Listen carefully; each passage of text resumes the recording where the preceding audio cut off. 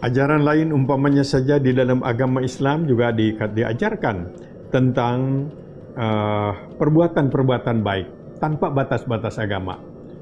Kita wajib menghormati tamu dan kita tidak boleh menghormati tamu itu dengan bertanya apa agamamu.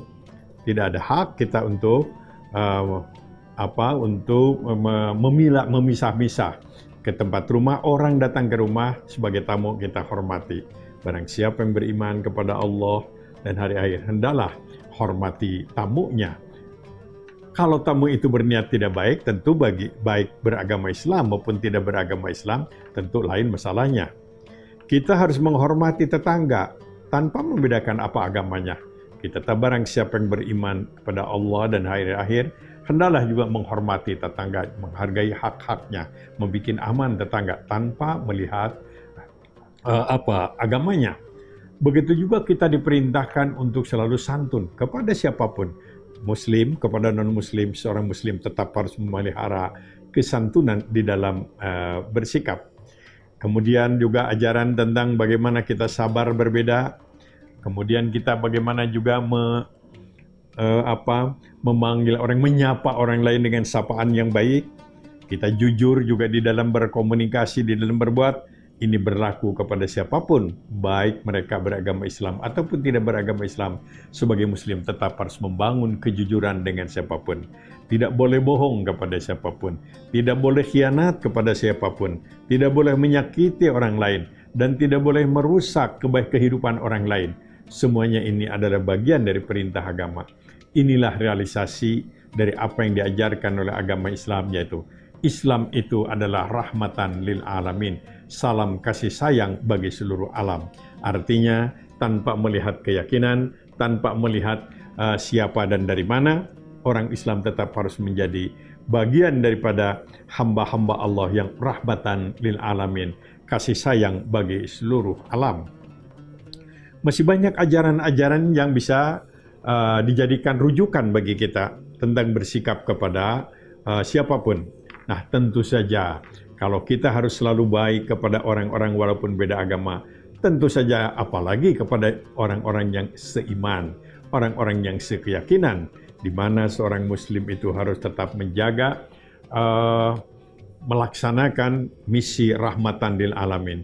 Kita perhatikan Nabi memberikan sebuah petunjuk kepada kita untuk merawat keakraban, untuk merawat dan menjaga kenyamanan di dalam bermasyarakat. Beliau menyatakan ada 6 kewajiban Muslim kepada Muslim yang lain, kata beliau. 1, kalau orang lain mengucapkan salam, maka jawablah dengan salam.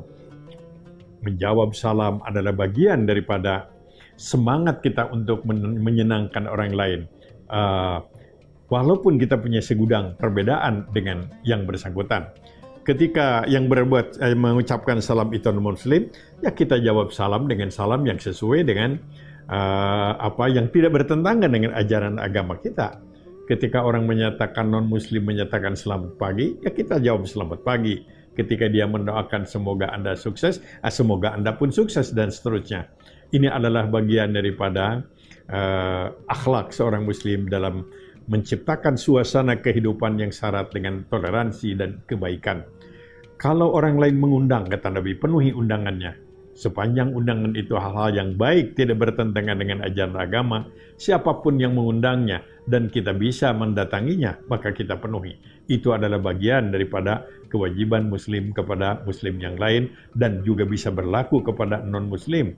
Sekali lagi, selain undangan yang berkaitan dengan hal-hal yang memang bertentangan dengan ajaran agama, dengan keyakinan. Kemudian dikatakanlah idastan sohak kapan sahu. Kalau minta nasihat, berikan nasihat tanpa melihat agama. Orang lain minta nasihat, berikan nasihat. Itu juga merupakan bagian daripada cara hidup bermasyarakat yang baik, yang harmonis, membangun semangat selalu siap untuk memberikan menyenangkan orang lain, membahagiakan orang lain. Lantas selanjutnya ada, nah ini barangkali khusus ya, Dalam ajaran agama itu kalau orang Islam bersin atau wahing, maka jawab dengan alhamdulillah. Ya, tentu untuk menyikapi kalau bersin orang non-muslim, ya kita paling tidak mengeluarkan statement-statement yang dapat menyakitkan, statement yang dapat menyinggung perasaan. Ketika sakit, mengunjungi, kalau punya tetangga atau keluarga yang non-muslim sama. Apalagi cuma berbeda pilihan politik, maka jangan menghalangi semangat kita untuk berbuat baik, mengunjungi ketika orang itu menderita sakit, musibah sakit. Dan kemudian ketika meninggal dunia, hantarkan sampai ke kuburan. Nah, kaitan dalam berbeda agama memang ada ketentuan secara khusus. Tentu seorang muslim tidak diperkenankan untuk menyolatkan orang yang tidak beragama Islam. Toh saudara-saudara kita yang beragama di luar Islam pun tidak ingin untuk disolatkan oleh orang Islam. Sudah ada ritual-ritual khusus dari masing-masing agama dan kita harus menghargainya. Kemudian kaitan kehadiran kita untuk menyatakan bela sungkawa adalah bagian daripada pergaulan kemanusiaan. Sebagai wujud, sekali lagi, toleransi dan tasamuh, tetap kita menghargai orang lain. Yang berbeda pendapat dengan kita, yang berbeda keyakinan dengan kita tetap harus memberikan yang terbaik. Itulah yang diajarkan oleh Islam, yang dipesankan oleh Rasulullah SAW kepada kita. Oleh karena itulah kalau kita membaca ayat-ayat yang berkaitan umpamanya saja dengan dakwah, amar ma'ruf nahi munkar. Ketika kita menyampaikan atau seorang muslim menyampaikan sesuatu ajakan kepada kebaikan atau mencegah orang lain dari kemunkaran, ia memberikan reaksi, maka Quran menyatakan fasbir ala ma yaqulun, sabar. Dakwah berjuang itu, sabar itu bagian daripada dakwah dan perjuangan. Bagaimana saya bisa sabar? Reaksinya menyakitkan. Quran menyatakan fahjurhum hajaran jamila. Ya kalau gitu hijrah, tinggalkan dulu. Jamila dengan cantik, tidak dengan caci maki, tidak dengan marah-marah.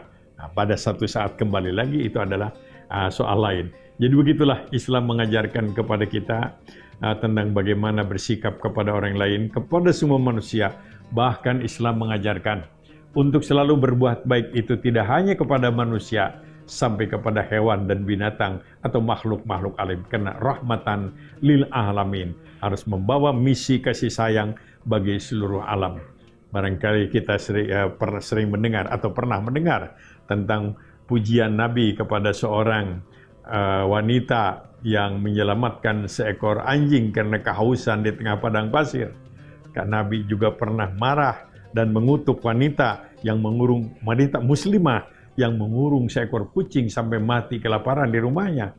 Itu semuanya menunjukkan tentang, sekali lagi, Islam syarat dengan misi rahmatan lil alamin. Termasuk di dalamnya adalah kita harus siap untuk toleransi untuk berbeda pendapat, toleransi untuk berbeda keyakinan.